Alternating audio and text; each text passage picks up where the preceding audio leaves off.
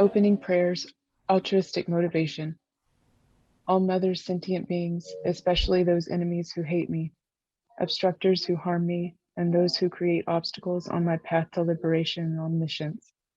May they experience happiness, be separated from suffering, and swiftly I will establish them in the state of unsurpassed, perfect, complete, and precious Buddhahood. All mothers, sentient beings, especially those enemies who hate me,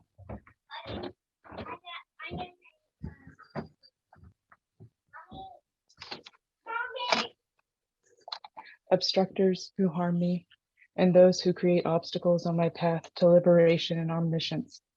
May they experience happiness, be separated from suffering, and swiftly I will establish them in the state of unsurpassed, perfect, complete, and precious Buddhahood. Dhamma Dhamma Jepedra Nyo Par Jepege Dagpa Dagtam Jekin Pepardu Jo Par Jepa Tam Jekitsu Jepe Ananda Dam Yampe Simchin Tam Je Dewa Dam Bin Dunno Dam Dred Nadu Anamapa Yanda Par Jo Pe Chongchu Rinpoche To Parja. Kate, how Action. about just doing one time in English for each of these prayers tonight? It'll be fine. Thank you. Okay, thank you. Action Bodhicitta prayer. Thus, until I achieve enlightenment, I perform virtuous deeds with body, speech, and mind. Until death, I perform virtuous deeds with body, speech, and mind. From now until this time tomorrow, I perform virtuous deeds with body, speech, and mind. Long refuge prayer. If you're speaking, you're muted. Okay. Long refuge prayer. We take refuge in the kind root lama and lineage lamas. We take refuge in the deities of the mandalas of Yidams. We take refuge in all the exalted Buddhas. We take refuge in the perfect Dharma. We take refuge in the excellent order of the Sanghas. We take refuge in all the noble Dakas, Dakinis, and Dharma guardians, possessors of the eye of wisdom. Taking the Bodhisattva vow. Until I attain the heart of enlightenment, I take refuge in all the Buddhas. I take refuge in the Dharma and likewise in the assembly of the Bodhisattvas. As the previous Buddhas embraced the enlightened mind and progressed on the Bodhisattva's path, I too, for the benefit of all sentient beings, give birth to bodhicitta and apply myself to accomplish the stages of the path. Short refuge prayer.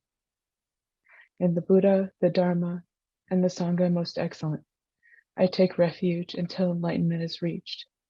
By the merit of generosity and other good deeds, may I attain Buddhahood for the sake of all sentient beings.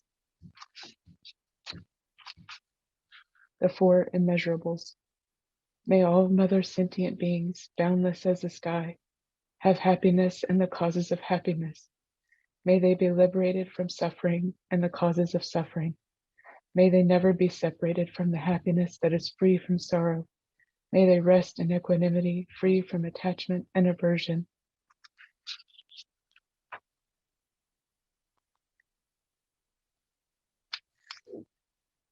Is it the 100-syllable No, that's fine. purification mantra? That's Okay, fine for tonight. thank you. Thank you. Thank you. Okay. So actually, we've started our next cycle.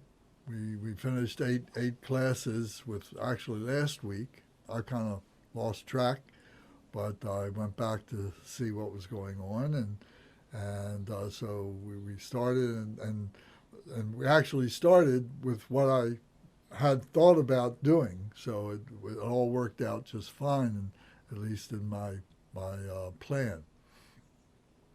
So what we've been talking about is the jewel ornamental liberation, and talking about the different aspects of who we are, how it is that we are here, what our motivations are, and so on like that. The next thing that we need to talk about is how to meditate, what it is to meditate, to develop a practice. So to do that, we have to have certain ideas, certain focuses that we want to use to be able to help us to develop one-pointed mindfulness, because that's what we're trying to do is one-pointed mindfulness.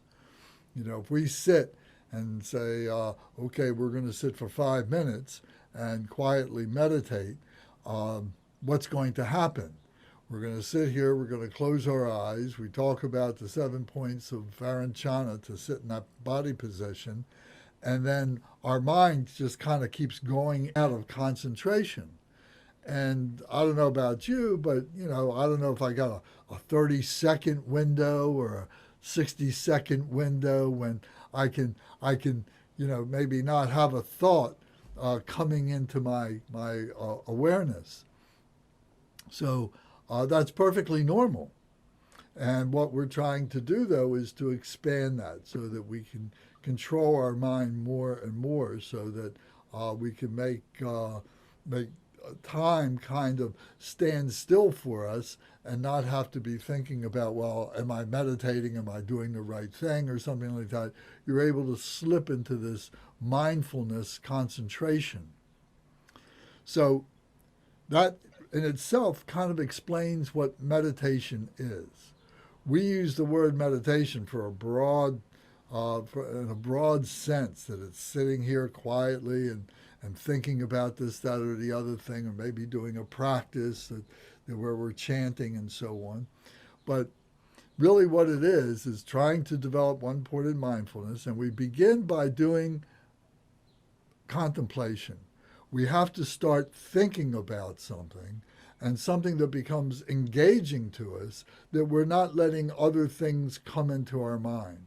When other things come into our mind, and they may be related to the thing that we're trying to contemplate, that we're trying to think about, that's called discursive thought.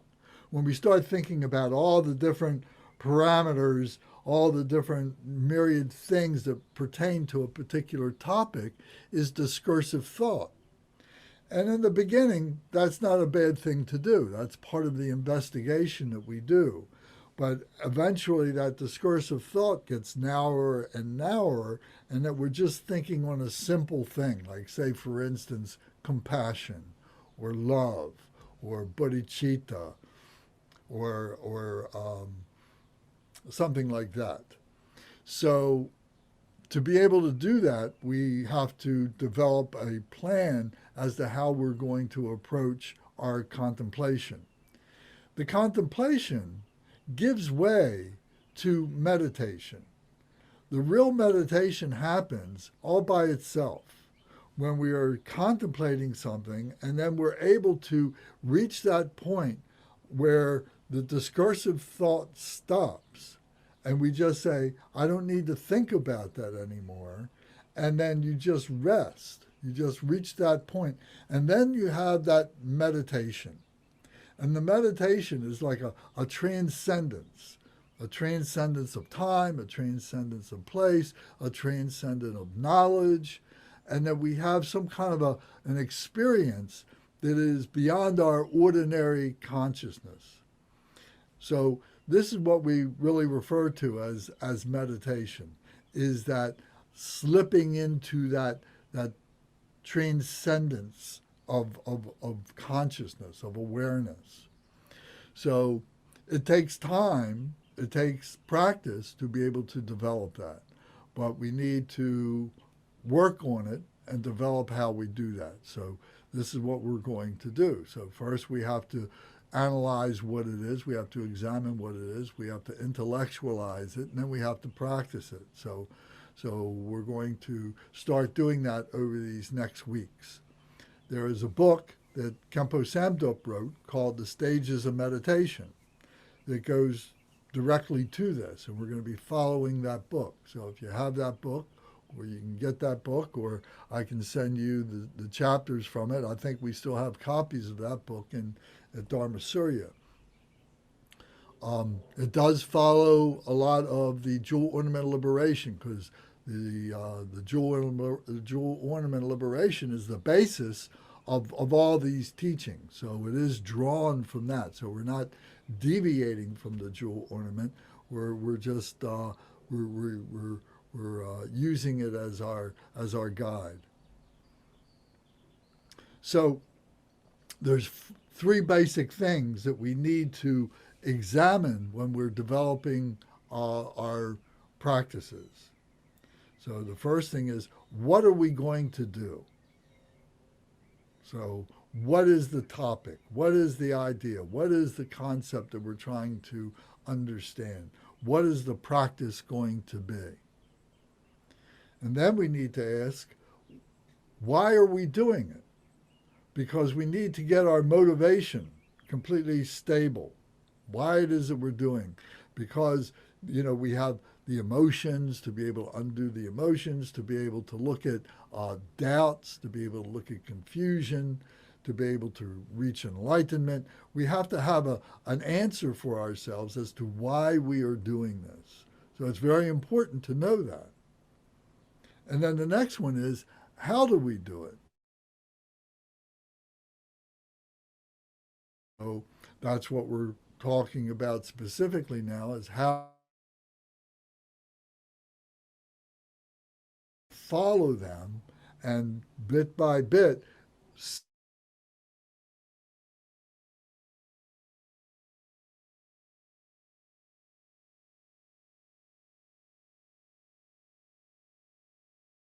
So this, okay.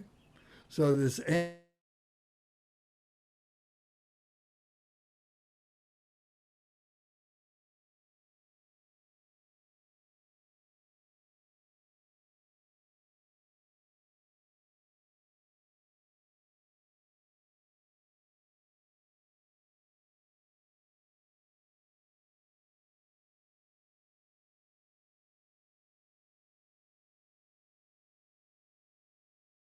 Mike, Michael, is there a problem? Is that this going in and out of recording? No, it's just I keep getting kicked out, and every time I come back, it's informing me since I'm doing the recording. So hopefully it'll stabilize. Okay. Okay. So what we're going to examine here are the how. So the how, the method of meditation, has these parts. The first part are the four thoughts to turn the mind to the Dharma. So this is what we were working on this past 4 or 5 sessions, these past 4 or 5 weeks. In 101, we've been talking about the four thoughts that turn the mind to the Dharma. So we should have a basis on which to be able to recite the four thoughts that turn the mind to the Dharma. And as we did that, if you remember, with each one of those four thoughts, there was a period that we spent doing our contemplation of what that meant to us, what the meaning of that. So that is a very serious practice, and we should be very comfortable in that and stable in that. And if it's something that we need to talk about because you have questions about it in any way, then please, speak up so we can examine that. But the first thing that we go through as we're developing our practice are the four thoughts that turn the mind to the Dharma. The second thing is to develop an understanding of loving kindness. What loving kindness is. How do we think about loving kindness? What are the markers of loving kindness? So we're going to identify that tonight. Then the next thing that we move on to after loving kindness is compassion. And what is compassion? What does that mean? How do we deal with that? So in each one of these phases, we're looking at the what, we're looking at the why, and we're looking at the how.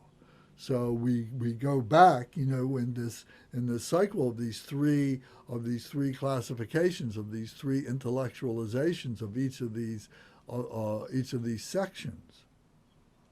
Then after compassion, then we look at bodhicitta.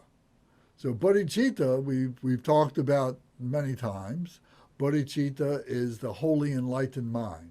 Bodhi means enlightenment, and citta is the heart mind, the wholly enlightened heart mind, bodhicitta. So then we examine that in our contemplation, which then starts to really move into meditation. We can start having some meditative experience with all this, but by getting into bodhicitta, we start really getting into some transcendent territory. Then after that, then we get into what's called shamatha meditation. Shamatha meditation is calm abiding meditation. Calm abiding, that we learn to rest, what that is to rest. So we go through these other stages quickly. We should be stable in them, and then we get to this point of being able to just calm abide for our meditation for a period of time. Maybe it's for 5 minutes, then we take a little break, then we come back in another 5 minutes, we do shamatha meditation, and then we take a little break and we come back and do another 5 minutes. So over the course of a half an hour or something like that, you could have 2 or 3 or 4 little shamatha meditations.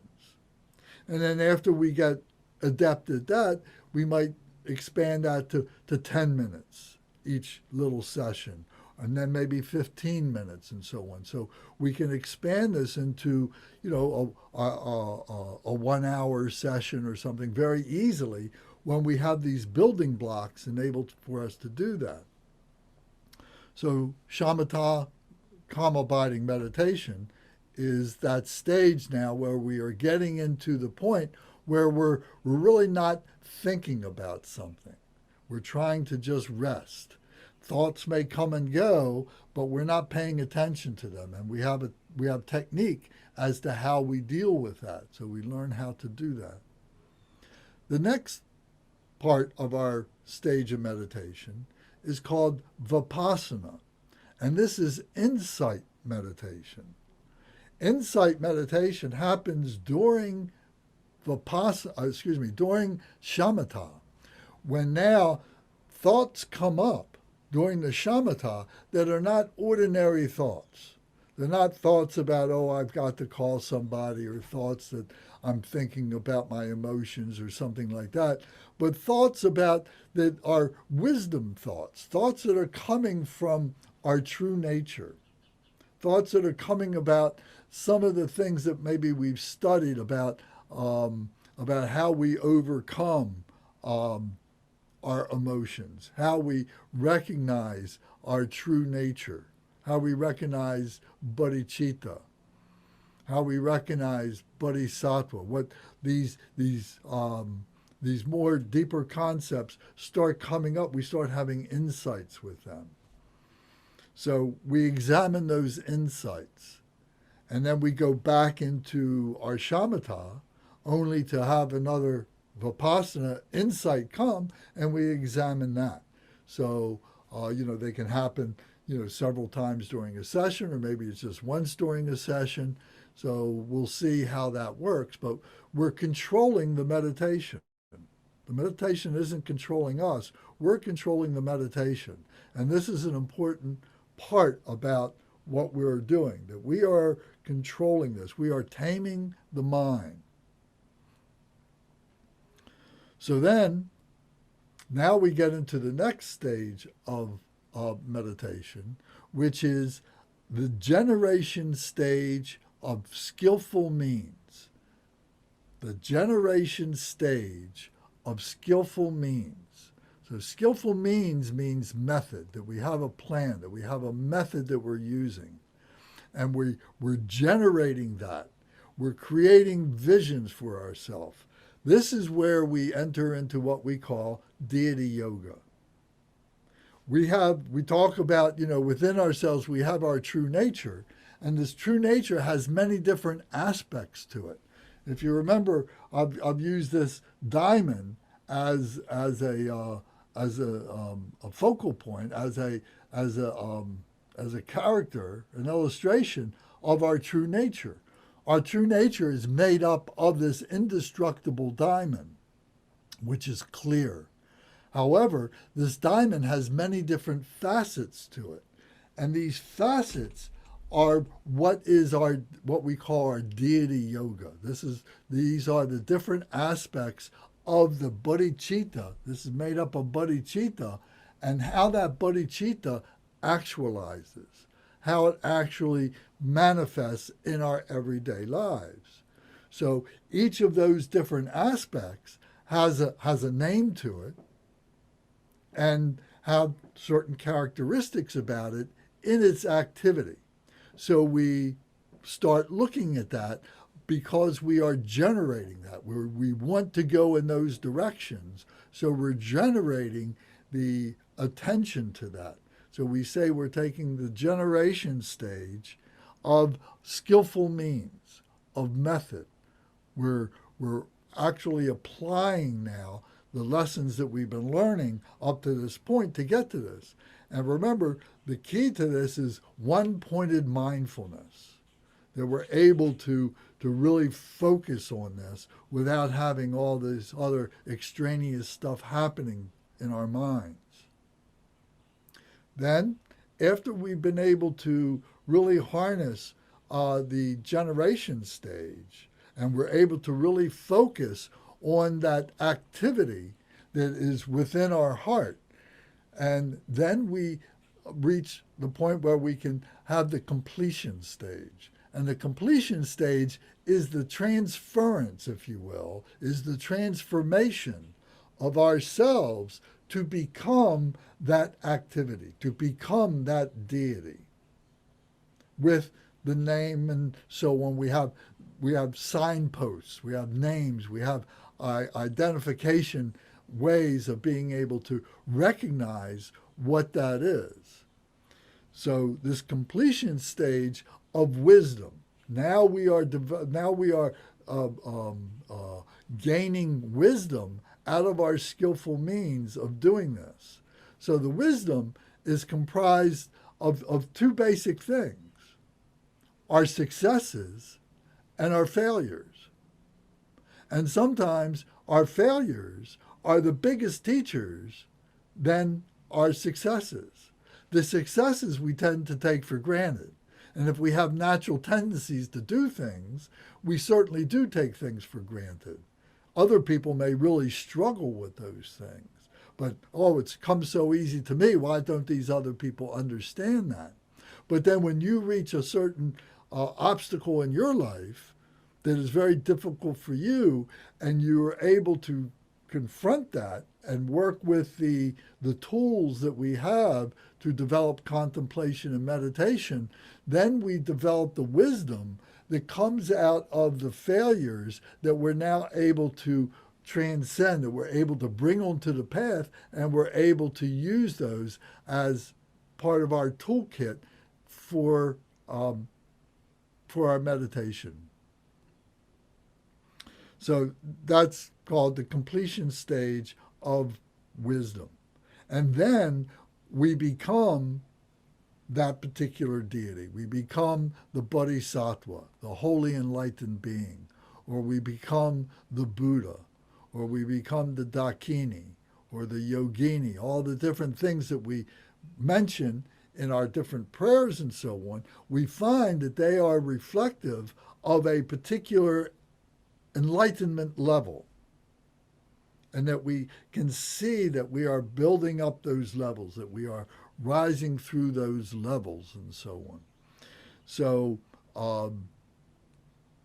we can stabilize in that. Now this does take a while. We don't do this in a month or 2 months or 6 months. It takes years, and it takes really a lifetime. And we may have already engaged in this in prior lifetimes.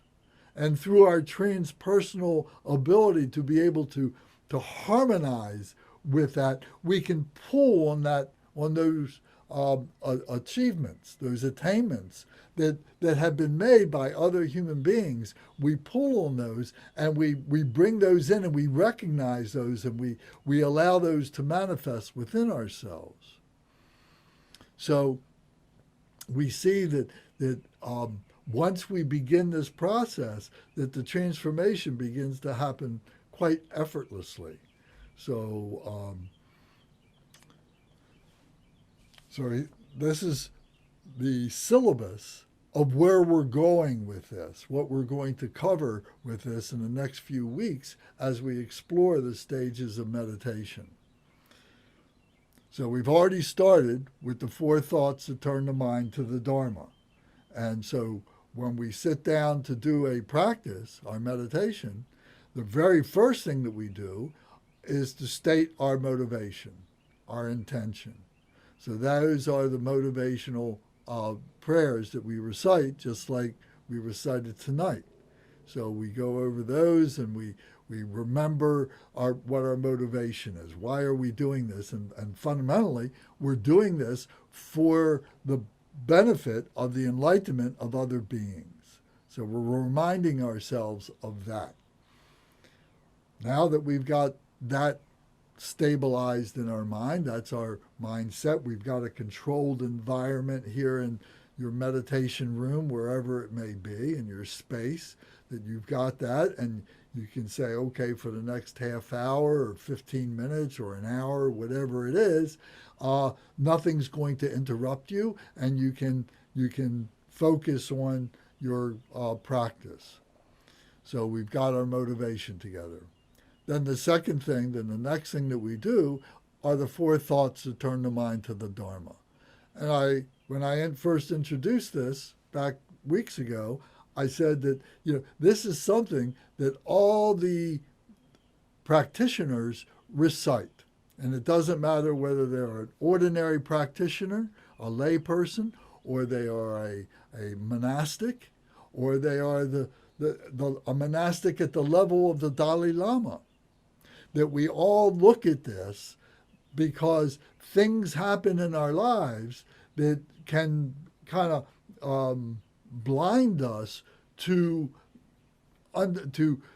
being stable in these 4 thoughts that turn the mind to the Dharma. We can get caught up in our emotions. We can get caught up in our delusions and so on. So these 4 thoughts remind us, on a regular basis, that we have a precious human life, that we have impermanence in our life. Our life is impermanent. That that there is suffering of what we call samsara, this phenomenal nature. There's this inherent suffering to this. And that the suffering is caused by our karma. And that we are creating new karma all the time, and that we're taking responsibility for that karma and for the results of that karma. So this is the 4 thoughts that turn the mind to the Dharma, because to be able to deal with these questions just all by ourselves is very, very difficult. The Dharma, the Buddha Dharma, gives us a system of being able to follow this plan. It's a system, tried and true system that's 2,500 years old. So many people have already followed this system. We may have been following this system in prior lives. At least that continuum of human beings have been doing that. We're a human being and we can tune into that. We can harmonize with that. So we need to do that, really. And then we feel the force of that. We feel the power of that. We recognize that power and so on. So we're utilizing the system to be able to do that. So now tonight we're going to talk about loving kindness. How do we explore loving kindness? So does anybody have any questions or comments about anything that I've talked about so far? One comment. I've meditated at all hours during the 24-hour period. Not for 24 hours, but, period here, period there. And one of the things that I have found is that if I get up really early in the morning, like 3:30, 4 o'clock, there's just literally no sound around. It's the quietest time. And it's almost as though the meditation just rolls out very naturally, as opposed to other times when I have to think for a moment about being not distracted. But at that hour, I don't have to think that because there's nothing to distract external. Just a thought. No, I think it's true. I agree with you. I think, first thing in the morning, very early in the morning before the sun comes up is really the best time. And I always look at it when the sun starts coming up, there's a noise associated with the sun. And it begins to, it's not a noise that we hear with our ears, but it's a noise. There's a intensity that takes over that isn't present in that 3 o'clock, 4 o'clock, 5 o'clock morning time before the sun comes up. Things can be very, very clear at that time. So yes, I agree with you. It's not always practical for everybody to do that, but we remind people that they should try different times, and if they can, to get up early to do that is very, very beneficial.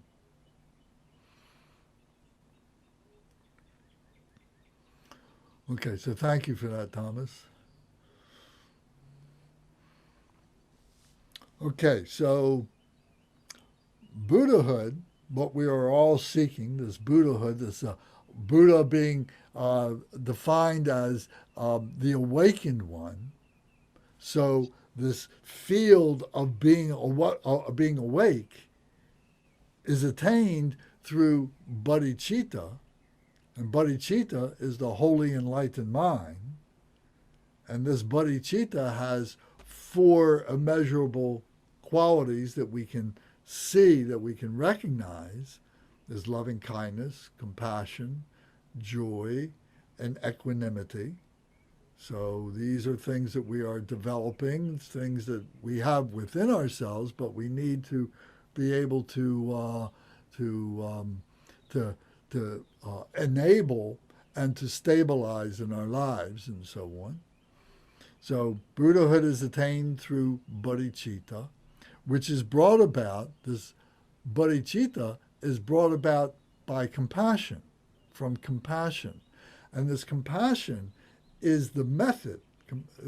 Compassion is a method of having wisdom and knowing how to actualize the wisdom is the compassion, is having the talent to be able to do something and then doing it, and doing it for the benefit of others.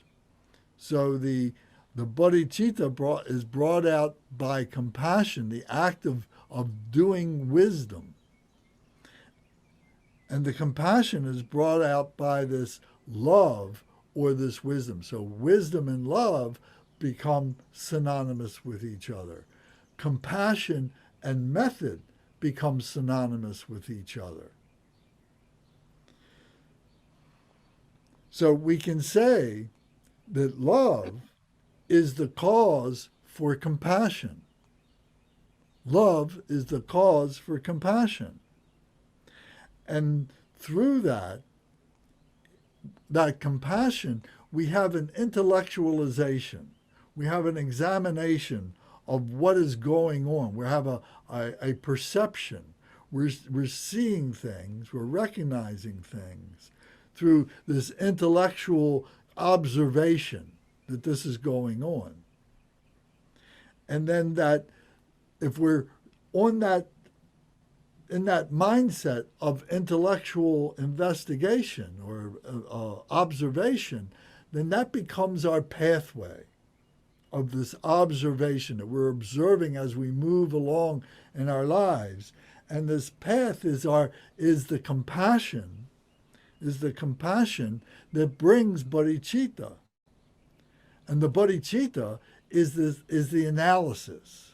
is the wholly enlightened mind, loving kindness, compassion, joy, and equanimity, of analyzing what all this is, the actual examination. So this intellectual observation then gives way to what is this? Why is it happening? How is it happening? And so on.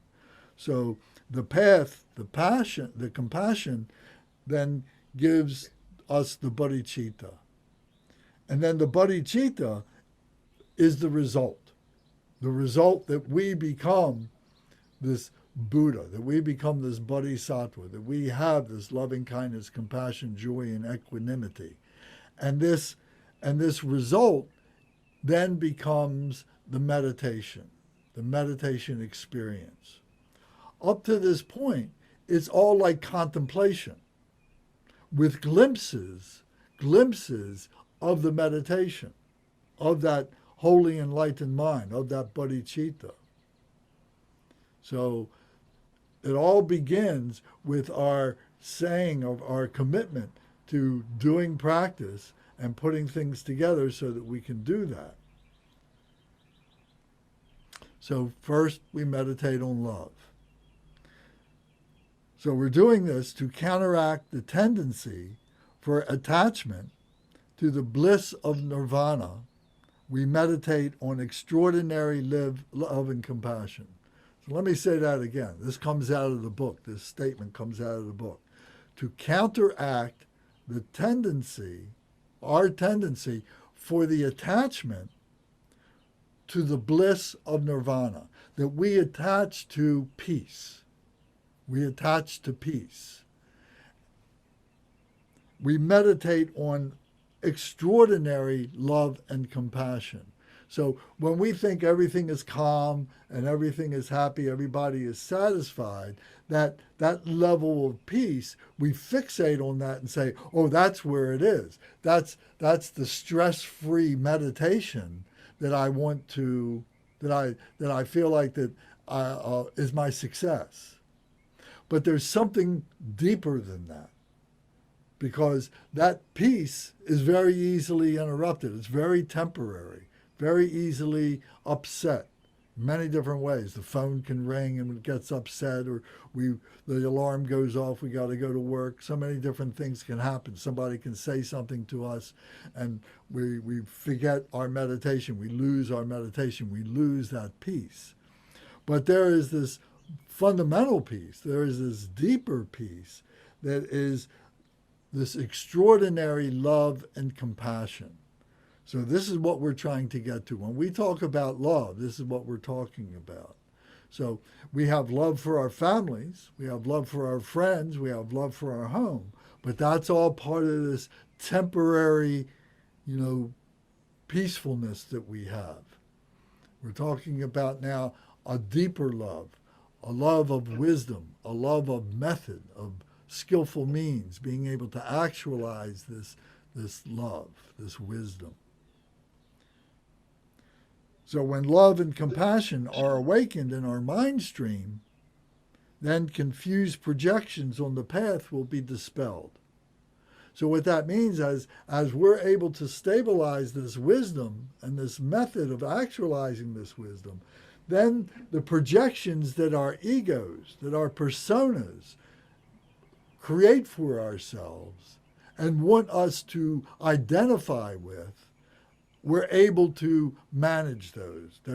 We don't run away with those thoughts. We're able to manage those and say, that's just my ego trying to get the better of me, and I need to stop that. So examples of this were, if you remember the story of the Buddha, and when the Buddha, Siddhartha Gautama, was sitting underneath the meditation tree, and he goes into his meditation, he goes into a samadhi, and 3 different times, these 3 demons come up. And each one of these demons, he's able to say, I'm not following you. He's literally just cutting them off and say, you follow me because my path is to enlightenment. So this is what we're saying here, that we're not going to follow our ego. We're not to follow our inner demons. We're going to cut them off from controlling us. And we're not going to annihilate them, but we are going to neutralize them through wisdom and compassion. And we're going to use their power and use their energy to be able to make us stronger. Because, like I said a moment ago, we learn more from our mistakes, from our errors, from our failings, than we do from our innate strengths. So when we come along and we recognize a certain situation, say, oh, I've been down this path before, even to the point that I lost, it took me a great deal to overcome this. Or you meet somebody who is going through these same things that you went through, and you know how you got through those situations. Now you can be a wise mentor for that person because you know what they're going through. So in this way, those things become stronger for us. Or they become a strength for us, I should say. So the essence of this love is a basic kindness. So we have to start from that point. And this means a longing for sentient beings to have happiness and the causes of happiness. So that's got to be a given. That's got to be something that we need to have. We may need to develop it, but once we develop it, we realize that we can't lose it. We can't sacrifice it. That happiness means for other beings. So the altruistic motivation, the first prayer that we recite each time, states this, that all beings should be happy. And everything I will do, especially for the ones who are those who might consider me to be an enemy, I want them to have happiness. And I'll do everything I can to help them to realize that, to recognize that. Sometimes it's only to have that aspiration for them because we don't have the skill to be able to coach them through their realization. We may not have that, but at least from our heart to their heart, we're going to transfer that. And we're not going to engage in a confrontation with them. We're not going to try and change their minds for them or anything like that. And sometimes the best part is just get out of the situation because you realize you're not going to be able to help it. And if you stay there, you're only going to exacerbate the conflict. So this is wisdom. Knowing that. Some people will stay there and fight. They'll argue, and you got to listen to me, and let me shake your lapels, and why are you so stupid, and do all these things. And all it does is just drive people further and further apart. So this longing for all sentient beings to have happiness and the causes of happiness.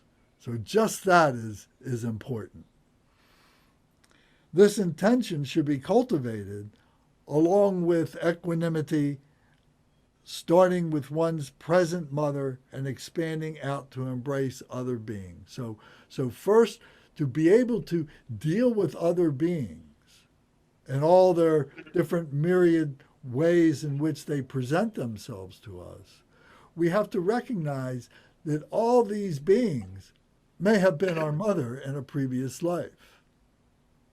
Now, that may be a stretch for some people to think about that.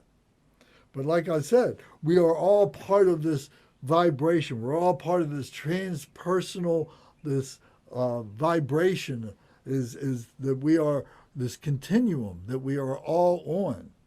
And that all these beings have the potential to be our mothers. At one time or another, maybe we were their mothers.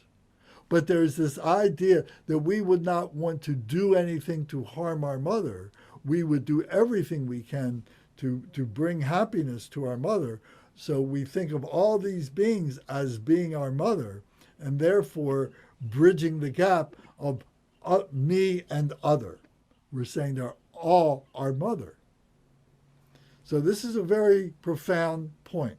And you've heard this expressed in many of our prayers about all mothers sentient beings. So we're thinking of that as all beings to be that. Now, we can't say that this person was our mother and this person was not. We can't say that they were not. So let's take the position that maybe they were. And from that position, let's move forward rather than saying, oh, they were not, so they're not worth the effort. Let's give the benefit of the doubt and say, maybe they were. And let's move from that. There's virtue in that. Instead of just saying, taking the negative and saying, oh, it's not possible. Let's take what is possible and work from that. So,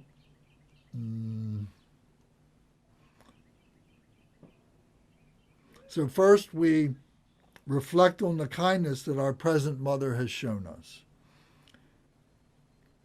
In the beginning, there is the kindness of growing and sustaining our body. So our mother did these wonderful things for us. Number one, she carried us in her body. We all came from a mother. She carried us from her body. And for those 9 months, she struggled in many different ways that we can only imagine. And for those of you who have actually been a mother in this life, you know that men may not understand that there are very certain things, that very powerful things that a mother goes through. And as men, we need to recognize that. We need to avail ourselves of that and to try and remember that we may have been mother in a past life. So we're not separated from it. We need to be able to find that union with that we have been mother before. So it's important for us to find that. So our mother has carried us. She has sacrificed many things in her body to be able to give birth to us. So from the time of conception to birth, she carried us in her womb through the embryonic stages and so on. Our bodies were literally formed out of her flesh and blood and the vital essence of the food she ate. Our bodies, from the moment we began growing inside her body up through the time she gave birth to us. Our mother bore pain, discomfort, and other suffering to bring us into the world. So, as the baby was forming in her body and so on, then when she had to give birth and so on. So the hardships that the mother had to go through, we recognize that and say, you know what? That was really love. That was really devotion that she was showing for our benefit. And that love is very special, and that becomes an exemplar of the love that we're trying to recognize. This becomes the first step in recognizing that kind of love. Then, when we were first born, we looked like, some alien creature sometimes. And every mother thinks of their child as being beautiful and sweet and kind, and never would we say anything about, oh, what a funny looking baby you got or something like that. Nobody would ever say anything like that to a mother. And of course the mother wouldn't say that out loud to herself or to the baby or to anybody else. So she has great devotion for that child.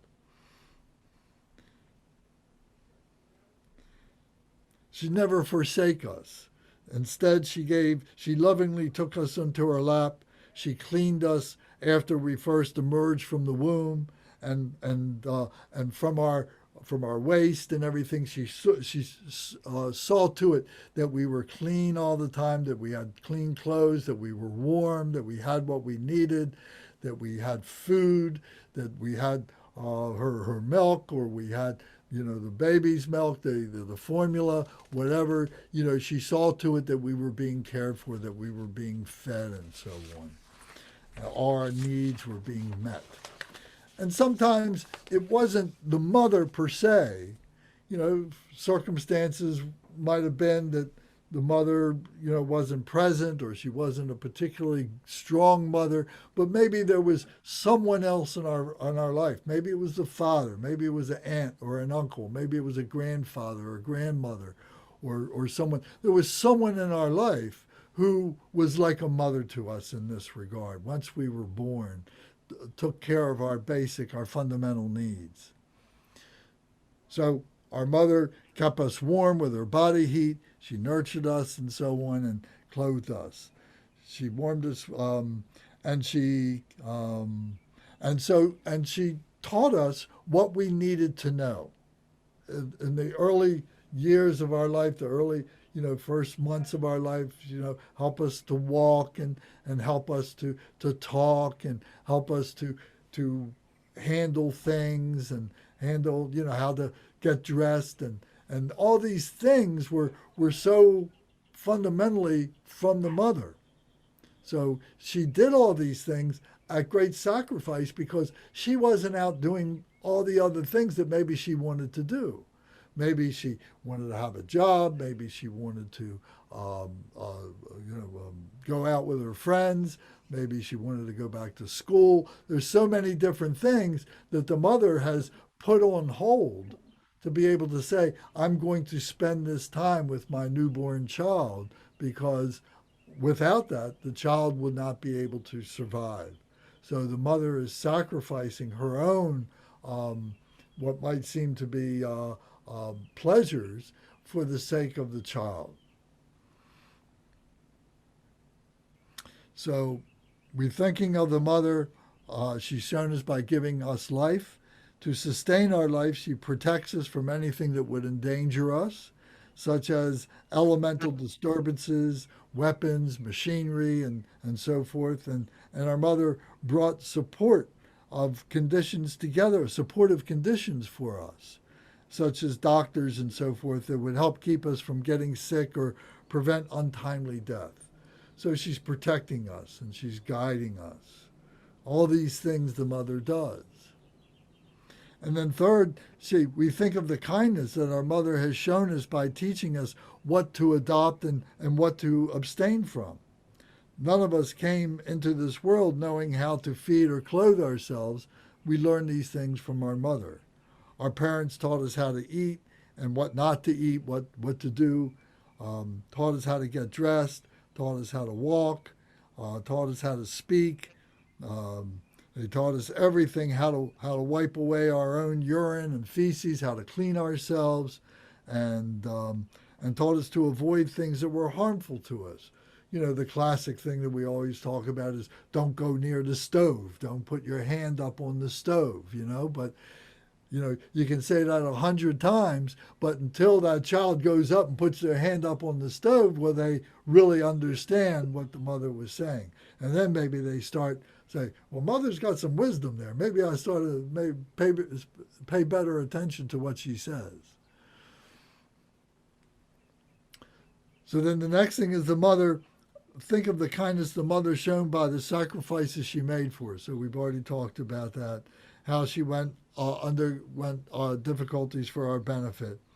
And even if she gave up things for herself, maybe she gave us the best food, for her children. And she would go without eating properly to make sure that her children were eating properly.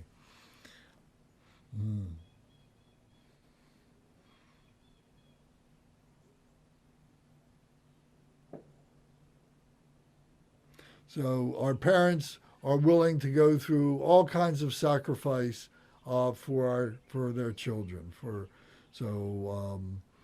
They will the father, typically, the mother many times now, has to go out and work and so on, and to sustain, we need two incomes coming in. It's so expensive to live these days and so on. So, but all this is to be able to create a suitable home for the children to be able to be raised properly, to be able to grow properly.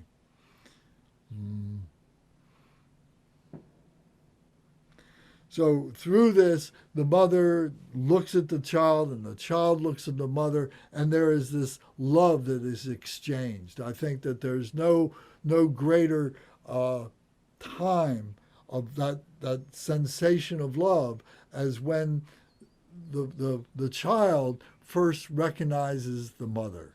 You know, when the child might be just weeks old, and the mother is taking care of it, and you know, the mother's looking at the child, and the child's looking at the eyes, and the time when that recognition comes has got to be very powerful. I know as a father, you know, I experienced that with my daughter, you know, but I can only imagine how much greater that was with her mother, you know, and how powerful that was for her mother to be able to recognize that. Mm. So we think of our mother having been mother for many lifetimes. The Buddha said that even the awakened ones cannot count the number of times one being has been a mother for another being. So we talk about how many lifetimes there's been of how many human beings there are when we talked about precious human life, and we examine how many beings are on the planet now and how many other beings have been on this planet, how many opportunities there's been for this motherhood to take place. So when we think in this way, we will arrive at the point of longing from how our hearts for our poor old mother have happiness and well-being. So we're thinking of our mother. Our love and concern for our mother will feel overwhelming to us, to the point where the little hairs on our body will stand on end, and tears will come to our eyes when we think of our mother. So the contemplation now is sitting and thinking about this.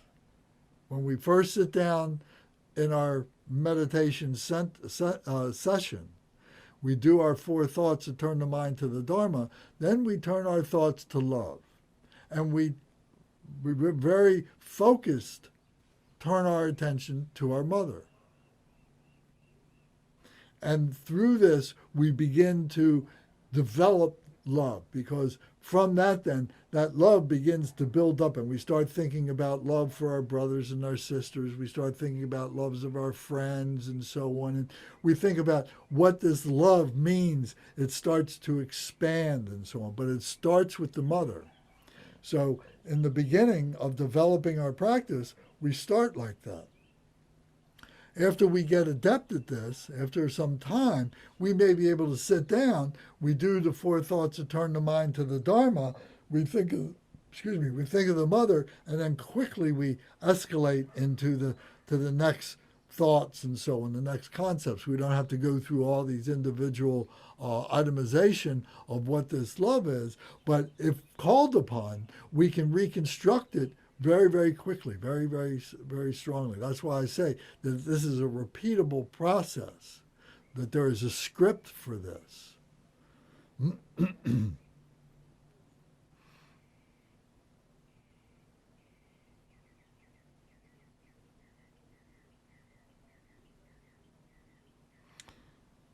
So we look at the equalness of all sentient beings. We look at all beings as being the same, that they have been our mothers and we have been their mothers. We look at that and abide within that, to rest within that. So you can see, I've got a script here. I'm looking at this. This comes from the book, you know, and to be able to write this for yourself. And this becomes, you know, your script for the stages of meditation, how to begin with this. It's very practical. We realize that all sentient beings have treated us with kindness before, just as our present mother has. So we start recognizing other beings and seeing the love that we share with other beings. Then we should visualize in front of ourselves all sentient beings whose numbers are infinite and fill all of space. Without bias or discrimination, we bring them all into our heart. We cultivate equally strong love for all of them, longing for them to have happiness and well being, and we meditate until our love encompasses them all. So there are things about our parents, there are things about our family that we don't recognize, that didn't become apparent to us. And when they passed, maybe it didn't manifest in their lives, but there might have been karma that never came up in their lifetimes because the conditions weren't right. But because of their karma, they may now be reborn into another situation. They may be born into a land that is very, very poor. They may be born into a land that is torn apart by war. Likely, they might otherwise they may be born into a god realm. They can be born into many different ways and so on. So we need to be able to look at all beings as being our mother and having compassion for them, having love for them as they were our mother. So all these different beings that we see on television, and around the world and so on, we think that could be my mother. It doesn't have to be somebody that we meet here on the street. It can be somebody in a far off place. There are some individuals who find it difficult to feel love for their kind parents, but you can cultivate love even for those who have benefited you much. You can think of your lover or your child or your love and cherish from your heart. You can meditate on them as the essence of love, and in that way single-pointedly cultivate and grow your love. Gradually you can expand it out to all beings. The sign your cultivation of love has been successful is that you do not feel any bias towards beings, discrimination toward beings, that whether they appear as your enemies, loved ones, or strangers. So they may have animosity to you. They may have discrimination for you, but that doesn't rationalize that you have hatred for them, that you have discrimination for them. You have to always show them love because they are your mother.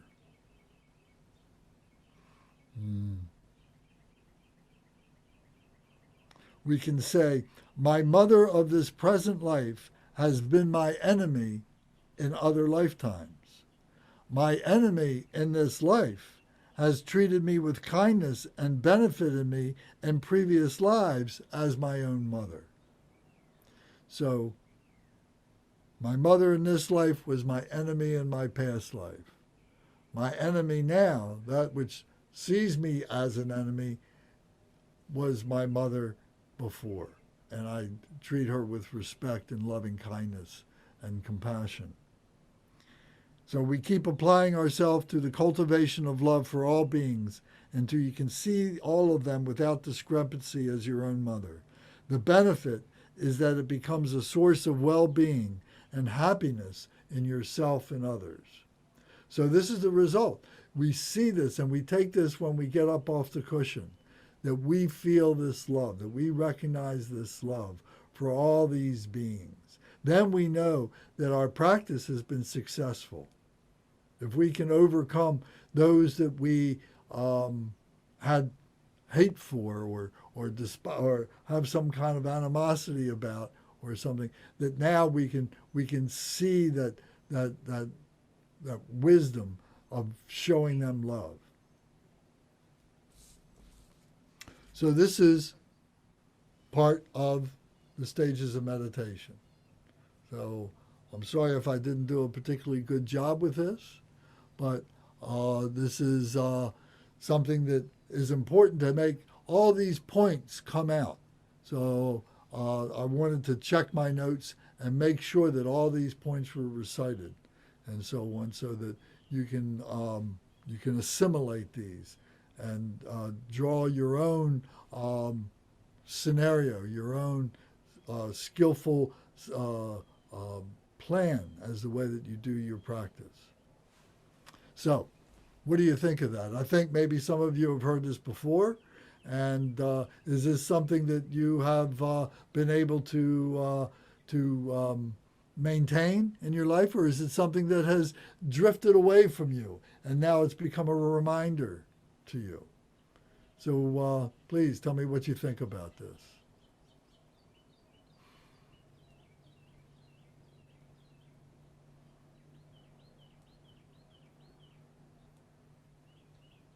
Okay, Thomas, you were talking about your meditation practice in the morning. Have you ever had a focus point like this on your mother? How did this land on you?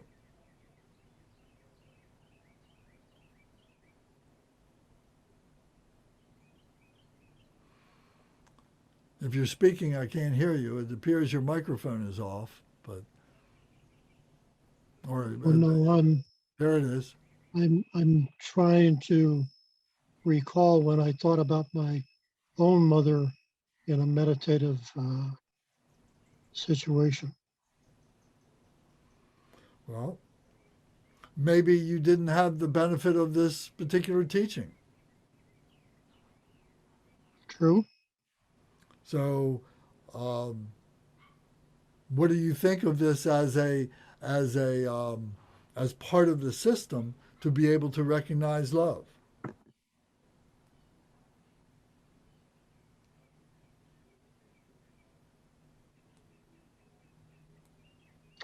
Well, this is something of a rational explanation, but taking one's own experience with their mother and extrapolating that out to other people and conceiving them as also mothers. Um, so I can see that that facilitates it. And I sometimes look at other people and think, oh, so many Buddhas or oh, so many mothers. And sometimes it's pretty difficult to reconcile the words with what I'm saying.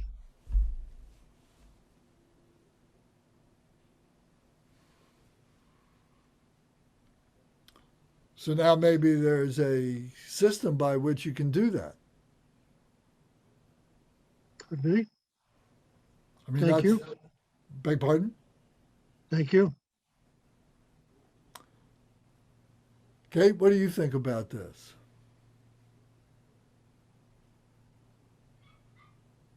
It's an absolute reminder. I'm going to try to talk fast because of the background noise. I was able to meditate frequently, but I need to get back into it. And so I'm happy to follow the roadmap, and I appreciate your teachings. Thank you very much. Okay, thank you. Rebecca, what do you think about this? I think that you probably have heard this at least once before. What do you think of this? Well, I think I shared with you once before that I had an experience class where we had to stare into another person's eyes for 5 minutes.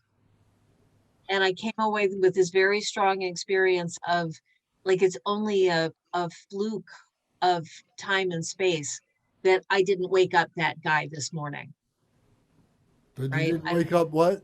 Him, just the guy that I was looking at, right? I see. And in my case, I was paired with probably a 6.5 foot tall elderly Black man.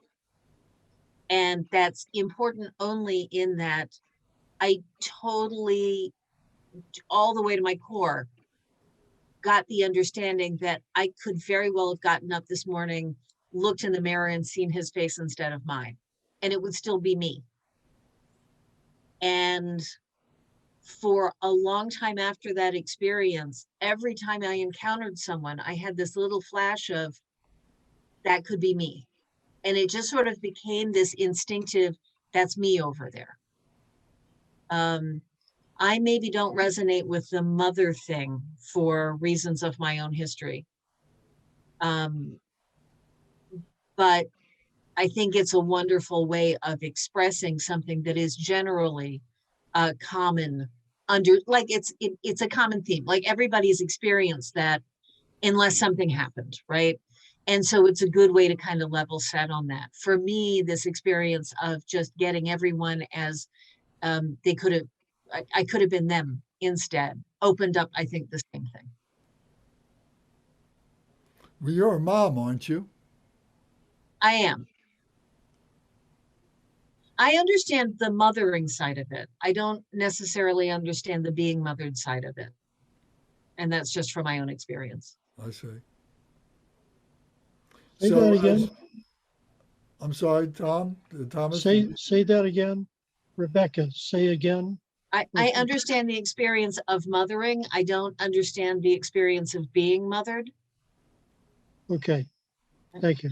So your mothering, did that come instinctively from you, or did you? How did you learn how to be a mother? I did what I wish had been done to me. Okay. And I'm sure you were very successful, and you have great relationship with your children. I have a wonderful relationship with my son, and it may be the only thing I've done right my entire life.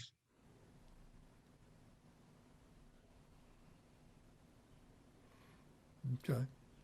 Thank you. Somebody else like to speak on this topic?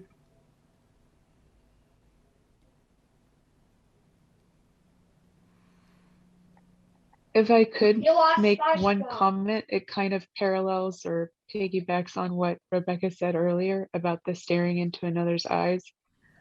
Um, I don't know if anyone's done this before, but I stared in the mirror the other day in my eyes and saw the reflection of me staring at the mirror, the reflection within my eyes. So then that got me thinking, who's looking at the reflection of the reflection? And then is that an example of the infinity of who we are, who we could be? So anyway, I just thought that was interesting that a similar version of that was mentioned. And I'm in the same boat as you, Rebecca. I feel I know how to mother because I mother how I wish I was mothered. And also, I learned very early on exactly what not to do.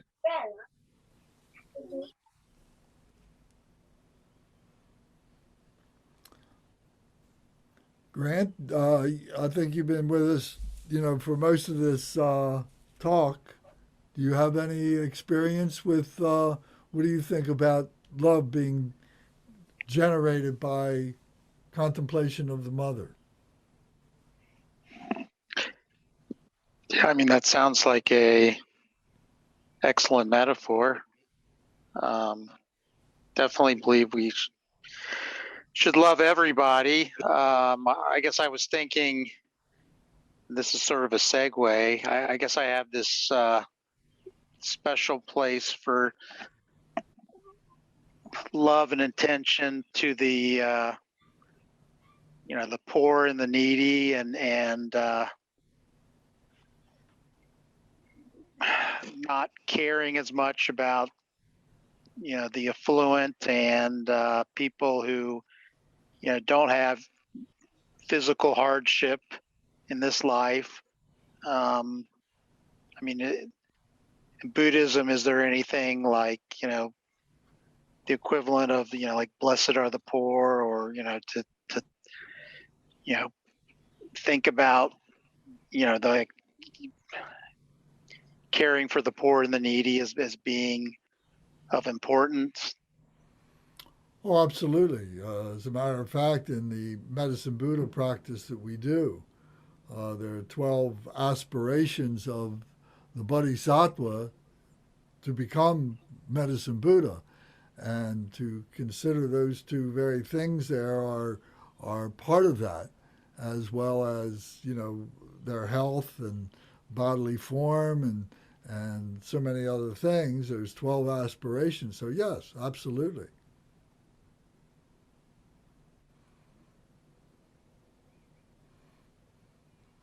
So, but there are those who, like you said, are maybe unfortunate for one reason or another and so on. But what about those that are angry with us, those that have hatred for us, those that have jealousy of us or something like that, someone who has animosity towards us. Can we can we can we cut through that and love them nevertheless?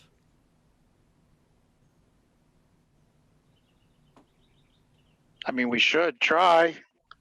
It's definitely what I believe is the way,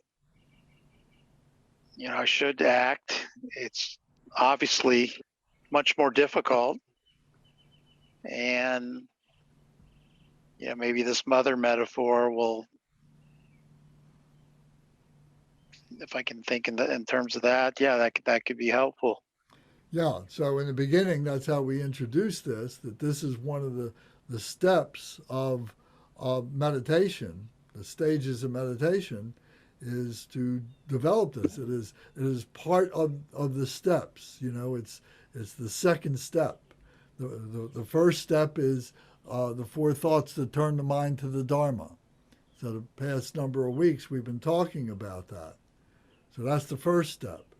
And the second step is to think of love, to contemplate love as the mother's love, or your parents' love, or you as a parent showing love for your children, but to get to the basis of love as we know it as a human being, to be able to recognize that, and then to be able to transcend it, to be able to love those that don't love us or that we may not instinctively want to love, but to recognize that that's what we need to do.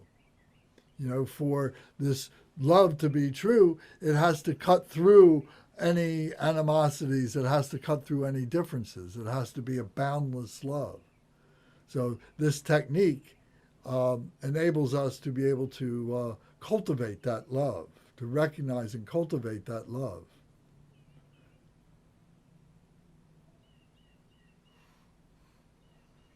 I mean, personally, in this political environment, depending on your politics, I do find it very, very difficult to, I don't know about love, but to feel good about one particular, political group.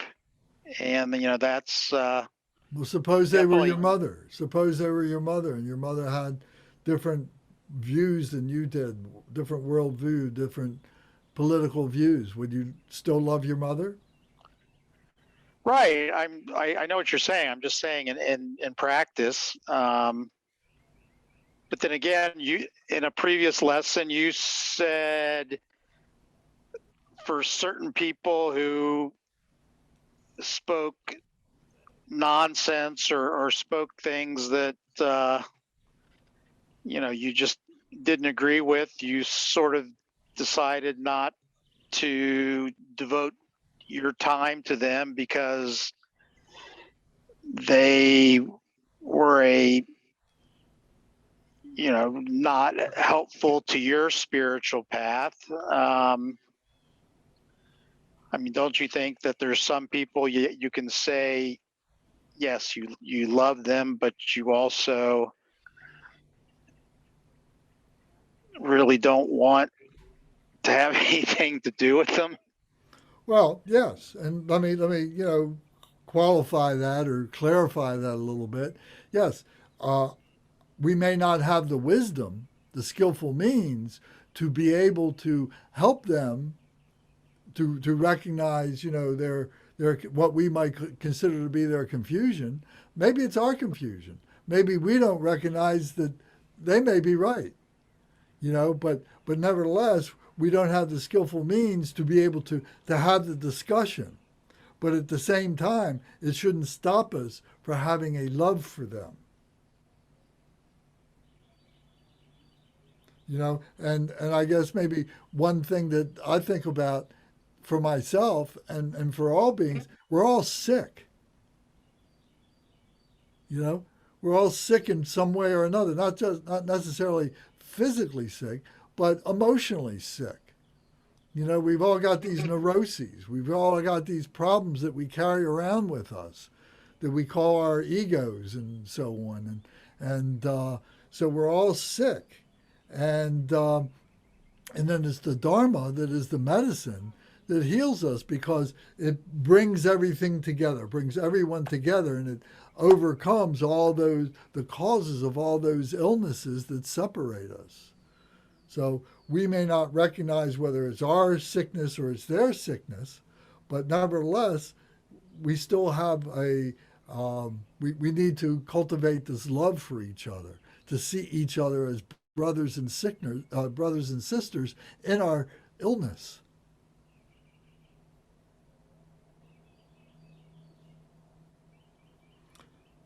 Ed, I know you tuned in late, but that's not going to absolve you from answering a question. What do you think of this that you've been hearing so far? Your microphone's off. I apologize for being late. It's my wife's birthday, so that sort of took precedence. Oh, I understand. Well, happy birthday to your wife. I don't know. I need to just listen for a while longer, I think. Okay. Happy birthday! Yeah. Thank you. Thank you. So you understand the point of what we're trying to make here is cultivating love for all beings, recognizing love for all beings. I'm getting there now. It's, of course, this, you know, this has a Christianity ring to it. You know, love your enemies and all that kind of thing. But what does love? It's clear to me what love feels like when I care about somebody and my inclination is to love them. What does love feel like when it's my enemy? I mean, when it's not my inclination, but I have to love them anyway. What does that feel like? Well, I think the example of your mother, that's why we use the mother as the focal point for this, because I'm sure every child at some point or another had a day or two or many more where they hated their mother. Well, I was interested that both Rebecca and Kate said something to the effect of they tried to mother themselves as they wish they had been mothered. Right. So there's an ideal of motherhood that people aspire to, whether they themselves experienced it or not. Now, Rebecca, in your case, you lost your mother early on, as I recall. Yeah. Okay. Yeah. I may be taking us off track. I'm not into the track enough yet, but. You know, maybe the risk of going too far out, but I don't think it is. But, you know, what about the agape love? Mm-hmm. Yep. You know, you're familiar with the agape love? Agape love, the way I understand it, Yeah. is the love that God, the supreme being, has for all human beings and Yeah. so on. Yeah. And that it is a non-judgmental love. Right. It doesn't matter what you do, God's still going to love you. Right.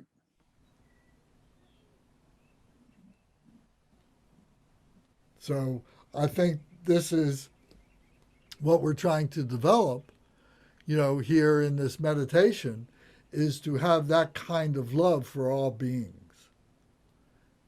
And we may not have the wisdom to understand why it is they don't love us, but we're still going to love them. So we're reflecting the love that we are receiving under agape. Well, I'm just that was the slope there. Yeah. You know, there may not be that love, but we have that love within ourselves. That love that love is being generated within ourselves. Okay, I'm here to learn. Because we don't know. We don't know, if, that supreme being. Mhm. We may have associations. There may be things that have happened in our lives that we associate with that and so on. But it's not the same as being able to shake somebody's hand and be with somebody and hug somebody, have them hug you and so on. Because we see that as being real, but the love that we have for a supreme being, or if that supreme being loves us, becomes a little bit more nebulous. The only thing we can count on is our own love.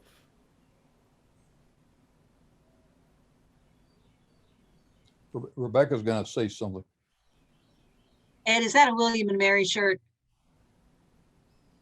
Yeah, my daughter went there and she's visiting, so Oh, well, you got to wear the shirt then. All Yeah, right, so go yeah. try. yeah, yeah, yeah. The thing that I was thinking, I really was just reacting to the shirt.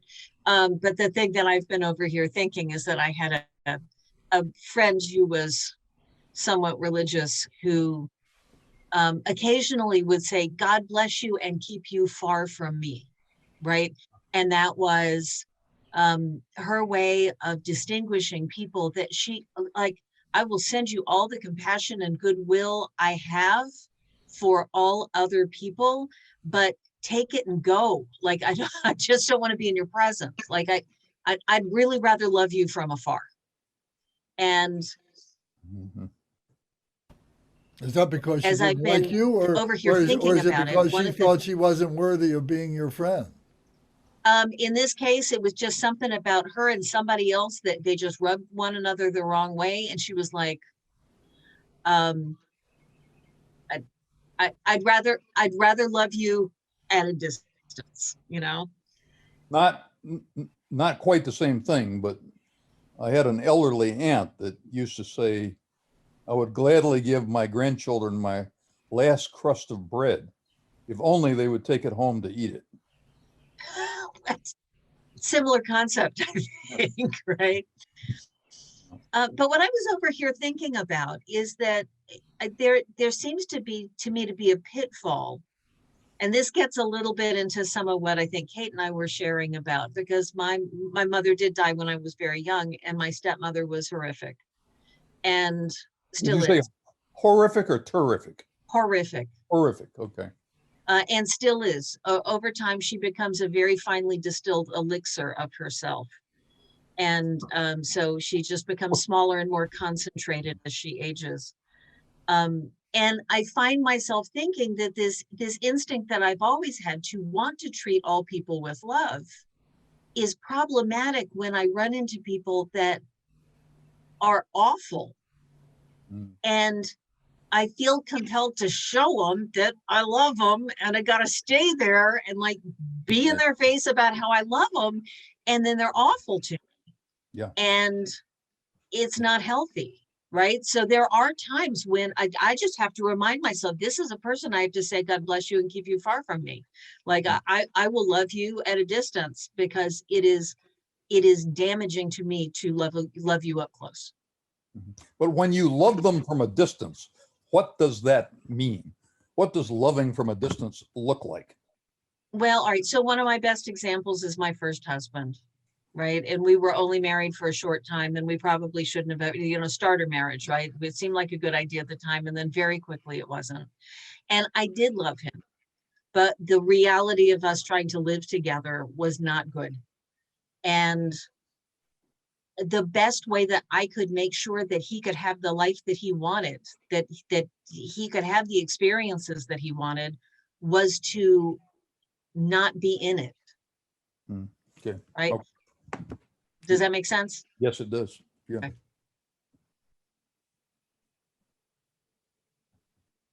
Okay, so you see, there's a lot to think about love, isn't there? And this is the purpose of the contemplation. you know, and to say, I'm going to give myself a half an hour to think about this, or whatever time you have, and so on. And you come back to it over and over again until you get some stability in your point of view about it and how you carry it, at least for a time, because it may shift later on. It may change later on as new stuff begins to happen within yourself and so on. You may change your view, but to contemplate it now is the point. Somebody said the greatest love is a mother's, the second is a dog's, the third is a lover's. And I've always thought that was interesting to contemplate, but Yeah, I can appreciate that. yeah. My dog has not come in for snacks tonight. I wonder where he is. So we haven't heard from Michael and we haven't heard from Tom. So I would like to include their experience, wisdom, or whatever into this conversation. So, Michael, do you have something to add to this? Yeah, it's become pretty natural for me to authentically love all beings, cockroaches, evil dictators, for a couple of reasons. For one reason, they know not what they do. And they're, like most of us, they are deluded. They are living in an illusion that allows them perhaps too much power, enough power to hurt people. But in their heart, they have Buddha nature. In their heart, they are the child that was born and will be born again. They are innocent children at heart, and also because all beings, I believe, are one. It's all us. I think people are waves on the same ocean. So we have I think no choice but to be forgiving if we must, and be loving by nature. Did you innately have that, or did you have to cultivate that? I had to cultivate it, and the mother metaphor was of no use to me. As you know, as I think, if you've ever despised your mother, or decided that your mother was not that fairy tale mother that is in the literature that you were reading out loud, all of the nice things mommy did, mommy didn't do any of those things to me. She gave birth to me, and she took care of me until her mother could take care of me. And so for the mother metaphor is not going to work for a lot of folks. The idea that every wonderful being that I bump into has at one time been my mother, I can get with that. I can get with that. And for that reason, treat them as I would Meadow, as I would my dearest friend, as I would my dearest partner. I can do that. But it's not about mothers. And I've forgiven my mother, but it's just, the metaphor just doesn't work for me. So yes, cultivated. Definitely had to cultivate that. Tom, what do you think?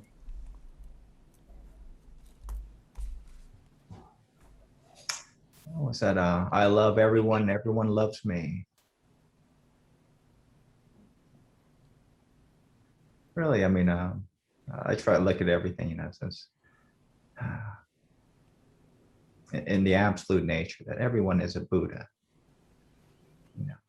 if you try to cultivate that, it took me a long time, but you really truly see the true nature in everything and everyone around us. For Buddhists, how can you have any animosity or hatred toward Buddha? And growing up, my mother, she was a tiger mom,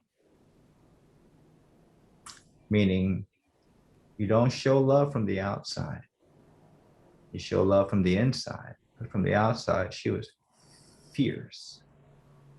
Growing up, being a refugee, growing up during a war, so she instilled, man, she's a tough lady. Tough lady.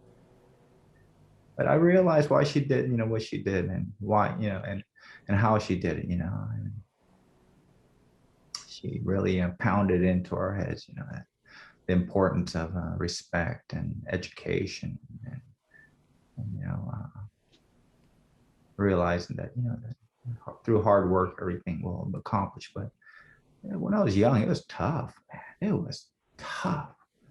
Especially when we moved over here. Wow, seeing all the kids and how other mothers treated their kids, and my mom's like, oh man, no.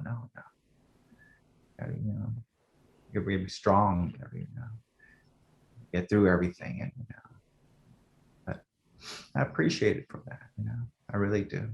But yeah, really, it took me a long time to cultivate that that everyone is, truly a Buddha, regardless of what we are. And when you said, Ed, that the love of a dog, I don't know if this is right or not, but I think my dog shows me more love than all my kids combined. Every day, that dog waits. Every day it sees me, it's always the same reaction, always glad, happy to see me. Never angry, never disappointed, never any, just always happy.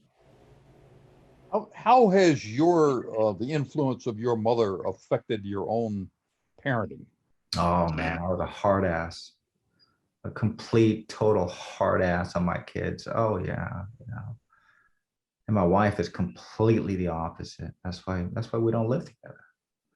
And and I, being a part Korean, that education factor, that was just, it was hard for her, man, when it was report card time, oh, the kids were like terrified, you got a B, why'd you get a B? Oh man, my wife's like, take it easy on him, I'm like, yeah, so many fights, And your son is a fighter, right? My oldest, yeah, go figure, yeah, they all. Yeah, he used to be he's a PT now, personal trainer, but yeah, like I said, my wife used to hide the kids' report cards and not even tell me there was report card day, for the simple fact so I wouldn't get angry or I wouldn't get emotional about it. So, but that was just my upbringing, it took me a long time to realize that, but I don't know, it is, man, it's a learning experience being a parent, with my first son, then my second son, and my third one, the younger two, oh, they just got it made, they're just cruising through, but the first three, oh man, ooh, yeah. Well, yeah, but really it's tough, but like Lance said, we need to cultivate that love, really, dude. There's so much to love, really, if you really look at the true essence of everything and everyone, there's nothing but love there, and love is wisdom.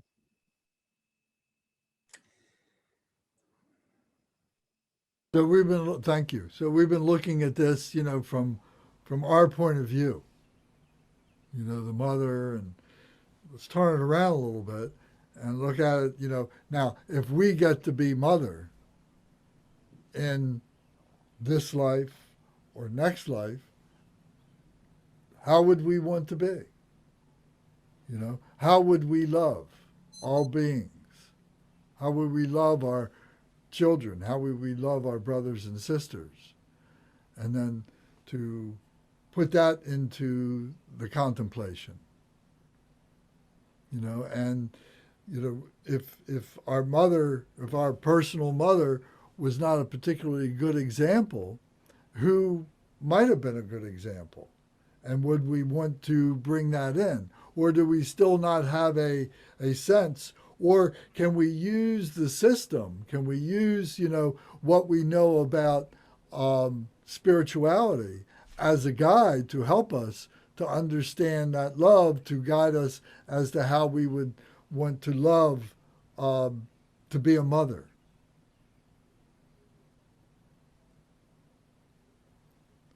So the love here is a fundamental point. It can't be dismissed. And like I said, we may come to a holding an understanding, and that may shift over time. But it's important to look at this and to be able to hold something with this and still keep the door open. So this is contemplation. This is contemplation. And maybe out of that, we may have a moment where we have a glimpse of something that is transcendent. I've mentioned to everybody the book Glimpse After Glimpse is a really great guide for us to be able to recognize those glimpses and so on. Sogyal Rinpoche, wrote the Book of Living and Dying, and this book, Glimpse After Glimpse, is excerpts from that book.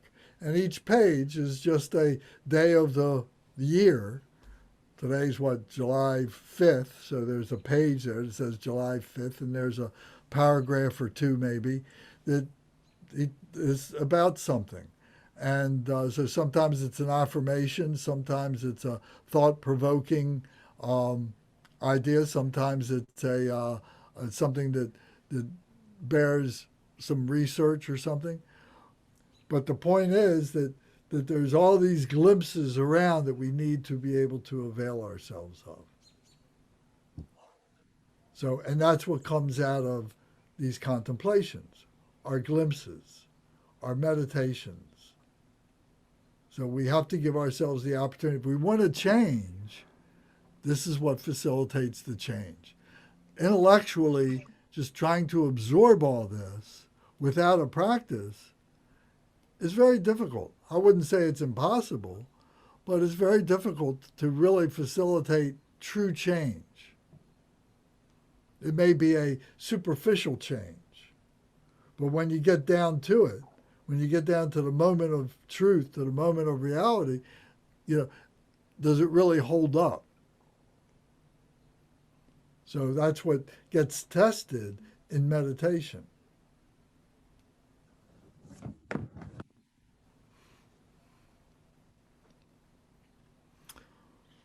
Okay. So anybody else have any other comments or anything? I think for this evening, that's it. We're going to continue on this track. For those of you that came in late, we're shifting into a practice orientation. So maybe now we got a few minutes and we could do a meditation right now, a contemplation.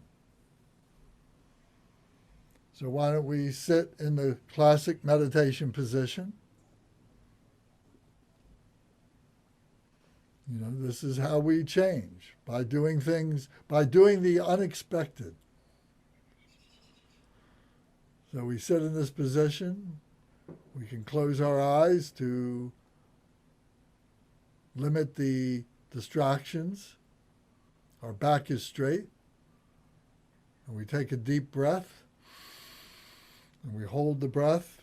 We expand our belly, opening up our lungs, and we hold that breath.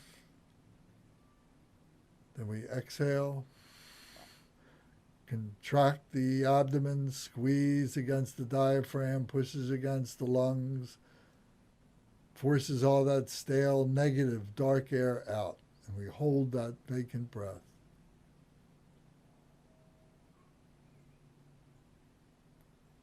And we breathe in, hold the breath, keep the chest neutral, use the belly as the force that is pressing against our lungs. Exhale, squeeze the abdomen, hold the vacant breath.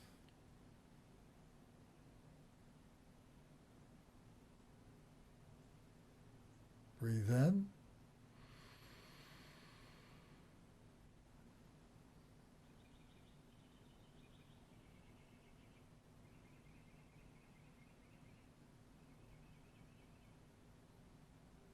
And out.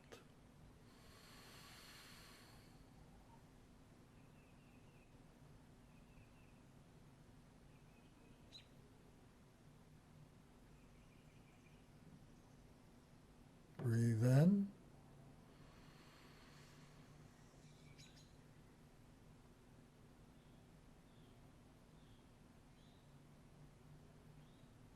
And out.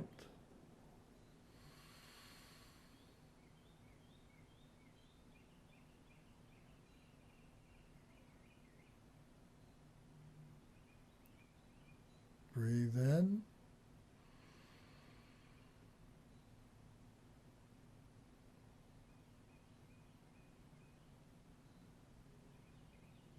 And out. And now breathe at your own pace. And just watch your breath. Fresh, clean, pure air coming in through both nostrils, filling your lungs. And exhaling dark, stale, negative air out. Holding the breath.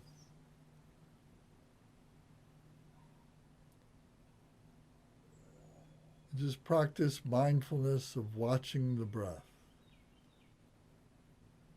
One-pointed mindfulness with the object of breathing.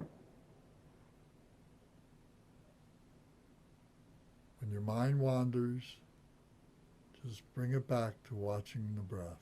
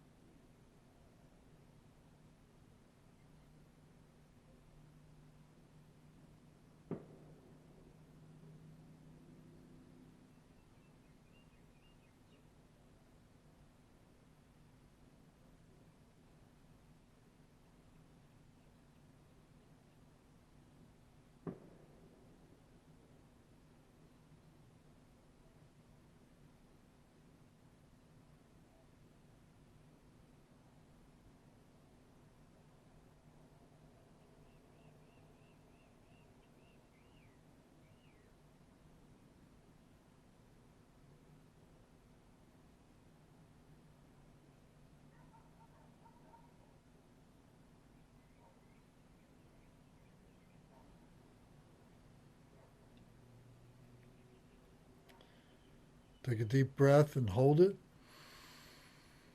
Raise your arms up over your head. Don't hurt yourself. Bring your hands together and look up between your hands at the ceiling and stretch your arms, stretch your back, stretch your neck, stretch. Hold the breath. Exhale and release your arms back down to your side, back down to your legs. Hold that empty breath.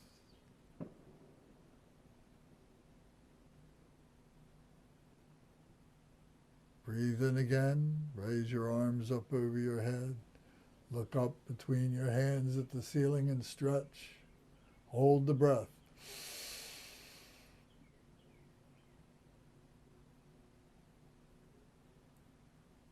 Exhale, release your arms. Hold the vacant breath.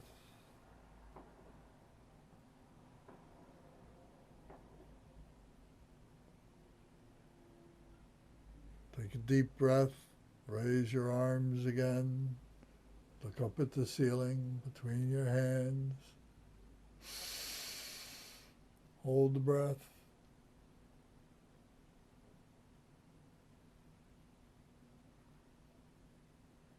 Exhale, relax your arms. Open your eyes. Okay, thank you. Anybody have any closing thoughts? Yes. Yes. My recollection is that you said that Bodhicitta was composed of 4 parts. And I believe that one of them was equanimity. And I'm finding it easier to have equanimity than to have this expression of love for others. It could be that love will evolve or manifest, but with the equanimity, I don't have to like others, but then more importantly, I don't have to dislike or have hatred towards others. So that's resolved a lot of issues. I don't know that I've ever really hated anyone, but certainly as an example in politics, very easy to have a different view than another person. And so I've come to some equanimity with that. Well, replace that word love with wisdom and grace. That goes down easier.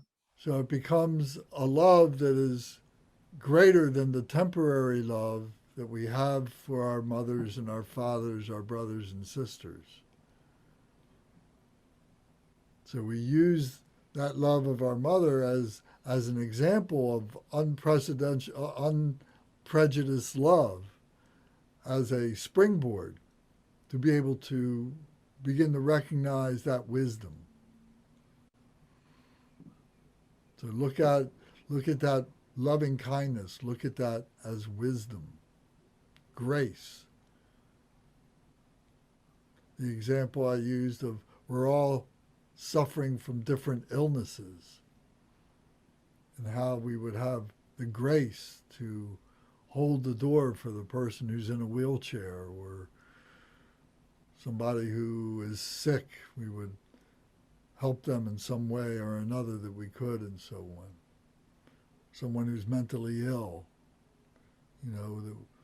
profoundly mentally ill, how we would have wisdom for them. So try that.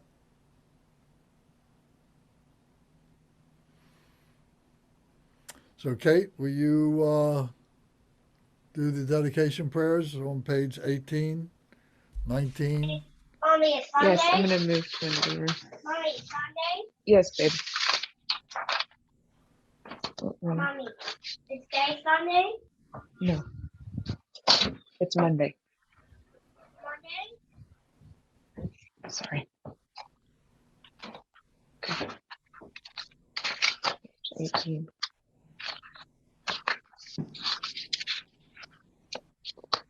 Dedication prayers. Yes. Is that the correct? Okay. Lineage dedication prayer. Dorje Chang, Talopa, Naropa, Marpa, Milarepa, Dharma Lord Kampopa, Pagmodrupa, and Lord Drikumba, please bestow upon us the most auspicious blessing of all the Kagyu Lamas. By this virtue may I achieve the all-knowing state, and may all who travel on the waves of birth, old age, sickness, and death cross the ocean of samsara by defeating all enemies, confusion, the cause of suffering. Bodhicitta, the excellent and precious mind, where it is unborn, may it arise. Where it is born, may it not decline, but ever increase higher and higher. I pray that the Lama may have good health. I pray that the Lama may have long life. I pray that your Dharma activities spread far and wide. I pray that I may not be separated from you. As Manjushri, the warrior, realized the ultimate state, and as did Samantabhadra, I will follow in their path and fully dedicate all the merit for all sentient beings. By the blessing of the Buddha who attained the three kayas, by the blessing of the truth of the unchanging Dharma as such, by the blessing of the indivisible Sangha order, may the merit I share bear fruit. The Korma prayer. By the virtues collected in the three times, by myself and all beings in samsara and nirvana, and by the innate root of virtue, may I and all sentient beings quickly attain unsurpassed, perfect, complete, and precious enlightenment. May the teachings of the great Drikungpa Ratnashri, who is omniscient, Lord of the Dharma, Master of interdependence, continue and increase through study, practice, contemplation, and meditation until the end of samsara. That's good. Thank you. Thank you. Om. Ah. Mm. Hom. Home, home. Om. Ah. Ah, Hom. home. Om. Om. Ah. Ah, Hom. Om. May my body, body, speech, speech, and Speech. mind and mind, become and inseparable inseparable. Become with the inseparable. body, Voice, Body, speech, speech, speech, and mind and of mind. all the All the enlightened ones. enlightened. of all. Very good. Thank you all very much. Thank you, thank you. Wonderful class, thank you. You're welcome. Thank you, Lance. Thank you, everyone. Well, thank Thank you you. for all for your contributions, comments. Everything was good. So, okay. Thank Next week- you. Good night, everyone. You're welcome. Night, Good night. friends. Good night. Right. Ed. Have a good week.